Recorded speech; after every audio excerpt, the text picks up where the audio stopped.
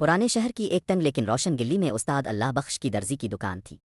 वो शहर भर में अपनी महारत और उससे बढ़कर अपनी ईमानदारी के लिए मशहूर थे। उनके हाथ में थामी सुई जब कपड़े पर चलती तो लगता जैसे कोई जादू कर रही हो।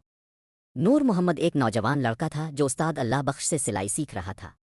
वो बहुत मेहनती था और उस्ताद के हर काम को गौर से देखता था। इसका ख्वाब था कि वो भी एक दिन अपने उस्ताद जैसा बड़ा दर्जी बने। एक दिन शहर का एक अमीर सौदागर दुकान पर आया। इसके हाथ में रेशम का एक निहायत कीमती और चमकदार थान था। इसने उस्ताद से कहा, अल्लाह बख्श साहिब, इस कपड़े से मेरे बेटे के लिए शादी का बेहतरीन जोड़ा तैयार कर दें। उस्ताद अल्लाह बख्श ने फीता निकाला और बहुत एहतियात से नाप लेना शुरू किया। उन्होंने नूर मोहम्मद को बुलाया और इसे समझाया कि नाप लेने में ज़रा सी भी गलती पूरे जोड़े को ख़राब कर सकती है। नूर मोहम्मद हर बात को अपनी नोटबुक में लिख रहा था।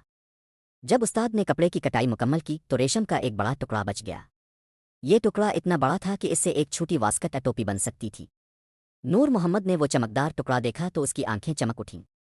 शाम को जब काम खत्म हुआ तो नूर मोहम्मद ने दबे लफ्ज़ों में कहा, उस्ताद जी, ये कपड़ा तो बच गया है। गाहक को क्या पता चलेगा? हम इससे एक खूबसूरत वास्कट बनाकर बेच सकते हैं। उस्ताद अल्लाह बख्श ने संजीदगी से नूर मोहम्मद की तरफ देखा। उस्ताद अल्लाह बख्श ने प्यार से नूर मोहम्मद के कंधे पर हाथ रखा और कहा, बेटे, हुनर हाथ की सफाई है लेकिन ईमानदारी रूह की सफाई है।